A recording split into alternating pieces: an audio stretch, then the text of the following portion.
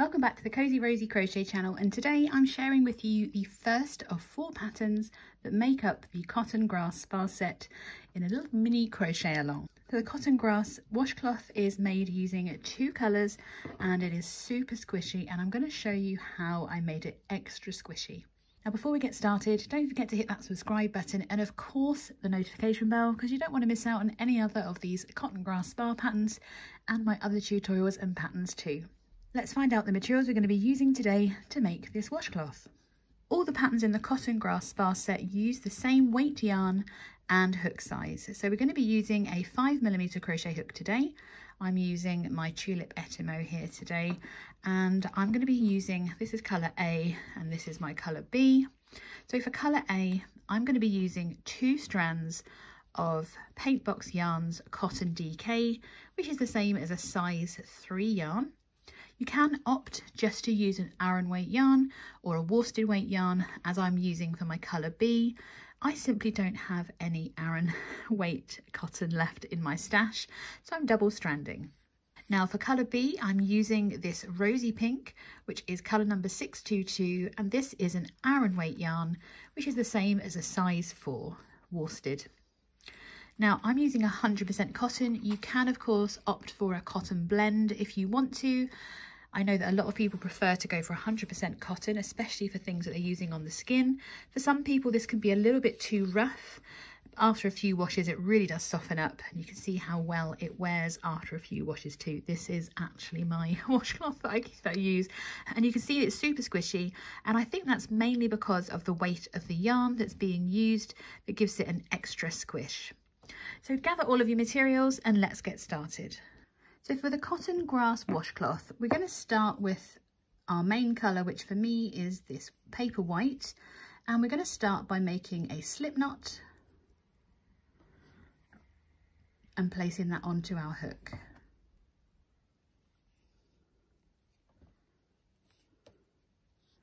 We're then going to make our chain of 30. So we yarn over and pull through the loop on our hook 30 times. So that's 1, 2, 3, 29 and 30. So once we have our chain of 30, we are ready to start the rest of row 1. Now we're going to be working into the second chain from hook. So this loop on our hook never counts as a stitch. This is the first chain and this is the second one. Now we're going to be inserting our hook underneath the top loop of our chain, and we're going to start by working our sedge stitch. Now the sedge stitch is made up of 3 different stitches, all worked into the same stitch. So we start by inserting our hook under that second chain from hook, yarning over to bring a loop up, and we're going to yarn over and pull through 2 to work the US single crochet. We're going to work back into the same chain, but this time we're going to work a US half double crochet. So we yarn over the hook first, insert our hook into that same chain, yarn over, bring our loop up, yarn over and pull through all 3 loops. And the third stitch is the US double crochet. So we yarn over, reinsert into that same chain again, yarn over, bring a loop up, yarn over, and this time we're just pulling through those first 2 loops, and then we yarn over to pull through the last 2. So that is the sedge stitch. For the repeat, what we do then is we start by skipping the next 2 stitches and working into the next, and we're working the sedge stitch once again.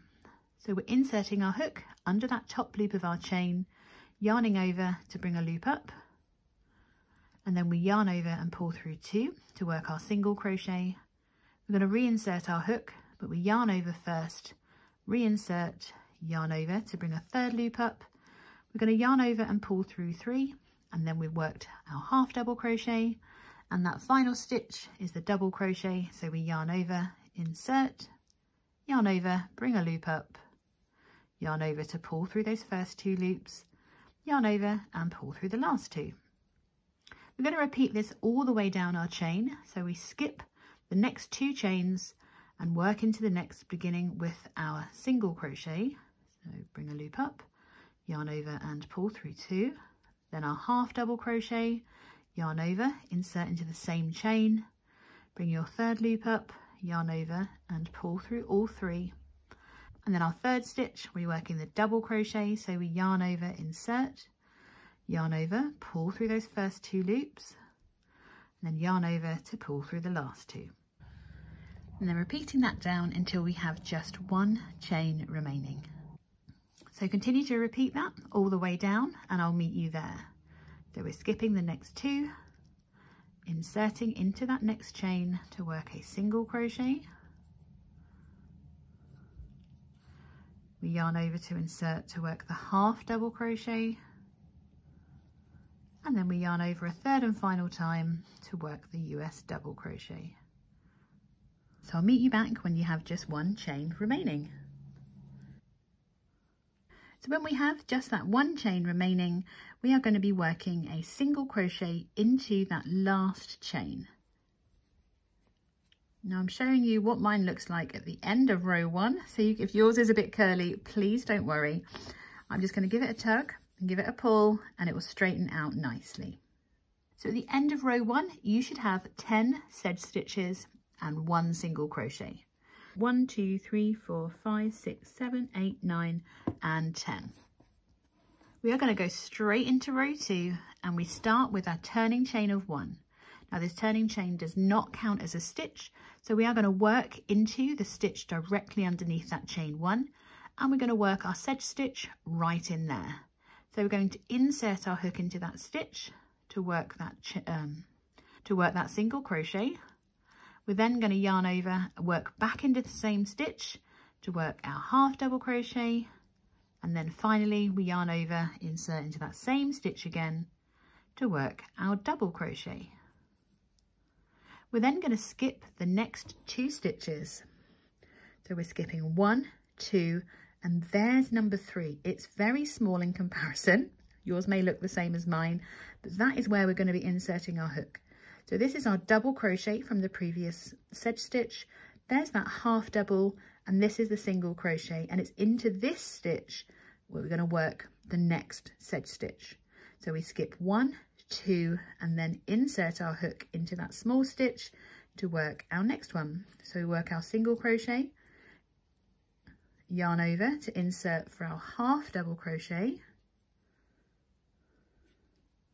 and then we yarn over a third and final time to work that double crochet. We skip the next 2 stitches, we're working into that one. So there's from the top, you've got 1, 2, there's number 3. It's quite hard to see because it's the smallest stitch. So it's really important that you take a moment to make sure you're working it into the right place. And we're just working that sedge stitch as normal. So once again, we skip 1, 2, there's number 3. From the side, you've got 1, 2, there's number 3. So we insert our hook to work that single crochet, yarn over to reinsert to work that half double crochet, and then yarn over to insert to work your final double crochet. We skip the next 2 and there's our stitch, and that's where we place our next sedge stitch. Continue to repeat that all the way down until you have 3 stitches remaining, and I will meet you for the last stitch of row 2.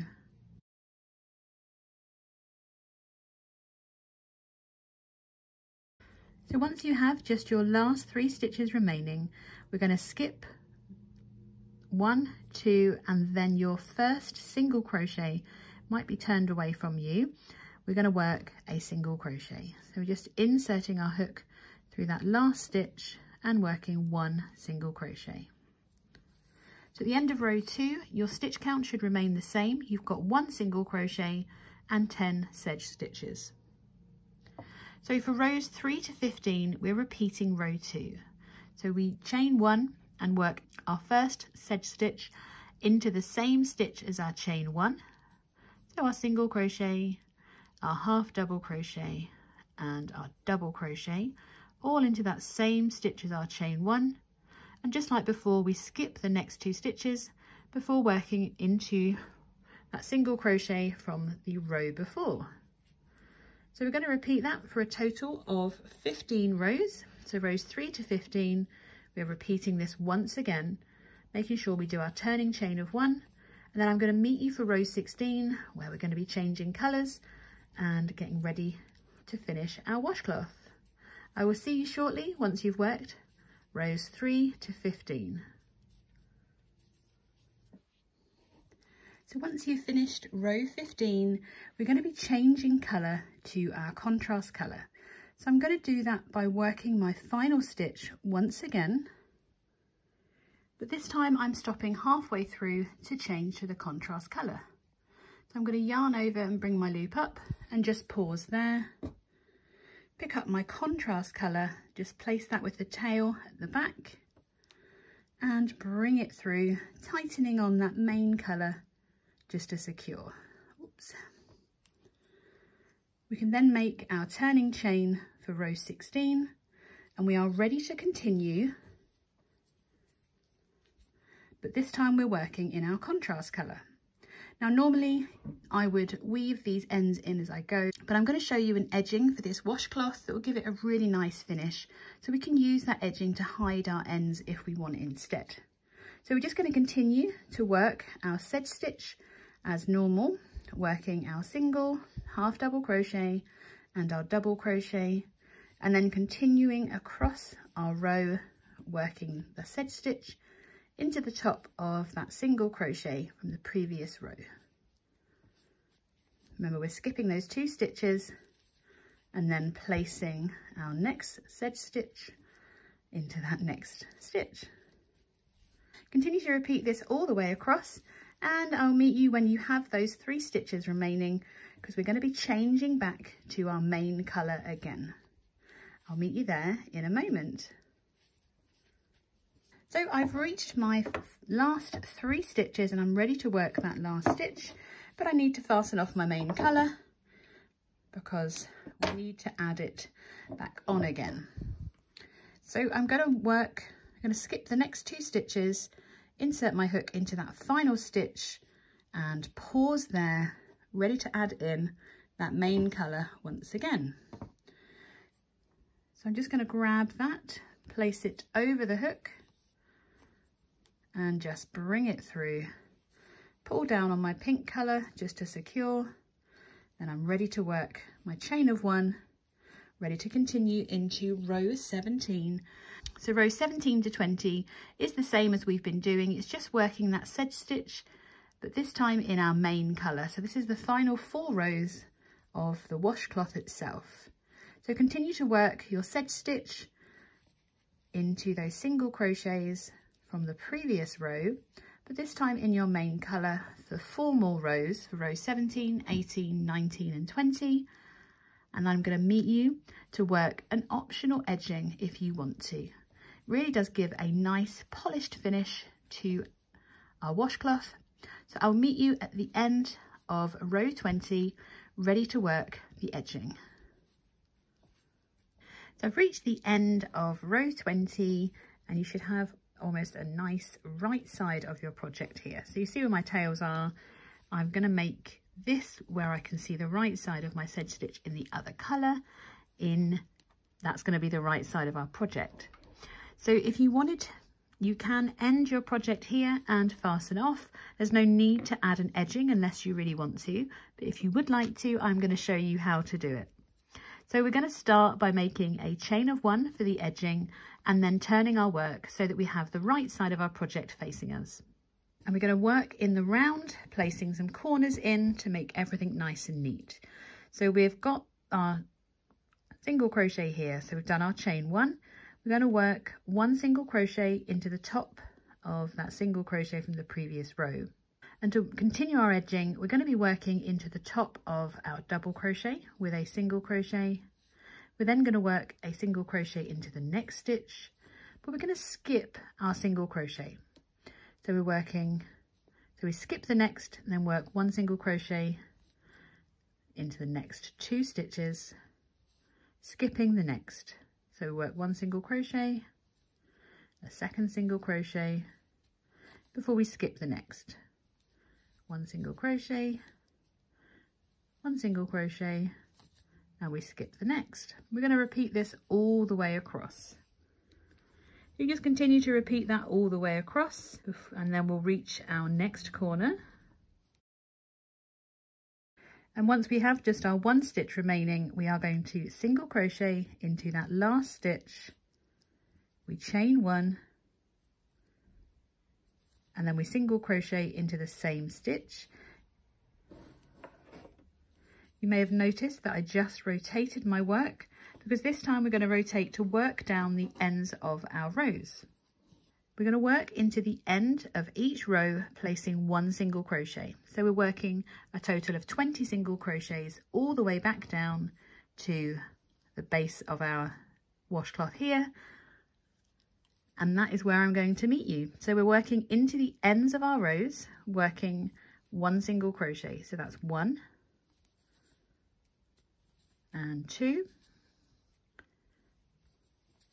3, 4, and just continue to place those single crochets evenly into the ends of our rows, and you should have 20 by the time you reach the base or the next corner of your washcloth. So I've worked 20 single crochets down the side, and I've reached the next corner and into our starting turn that we did way back when at the beginning of this project.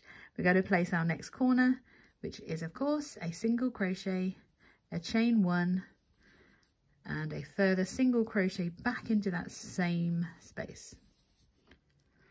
Now we're working along our beginning chain on this row, and we need to be careful with where we're placing our chains so we don't make these holes too large. So the easiest way to do that is we're going to work 1 single crochet into each of these chain spaces, working on the other side of our chain. So we're placing 1, 2 and 3, and we're continuing along in that fashion, working on the other side of our chain, just like that. So you can see that it helps to fill in the holes on the other side of our chain. So continue to repeat that all the way across, and I'll meet you at the next corner. So our next corner was where our slip knot was. So we're going to work our corner into where that slip knot is placed. So we work a single crochet, a chain 1, and another single crochet. Hopefully if I pull on that, it closes that hole for me. We have one final side of our project to work up, and once again we're just going to work 1 single crochet into the end of each row. That's 1, 2, and we should be placing 20 single crochets all the way back up, and I'll meet you for our very final corner. And that is number 20 for me. We've already done that first single crochet when we turned our work, so we simply need to make a chain of 1, and we're slip stitching to join. So we insert our hook into that first single crochet and slip stitch through and straight through the loop on our hook, and we're ready to fasten off. So I'm just going to make a little chain of 1 to create a knot, and then I'm grabbing my scissors, leaving a nice long tail to weave in, and pulling that nice and tightly. So all that's left for me to do is to weave in my remaining tails, and that completes our beautiful washcloth. I really hope you've enjoyed this tutorial and that you've fallen in love with the sedge stitch. I certainly love it quite a lot, and I'm excited to see you for the next video, where I'm going to be sharing with you how to crochet your own corresponding back scrubber to this beautiful washcloth. I will see you in the next video.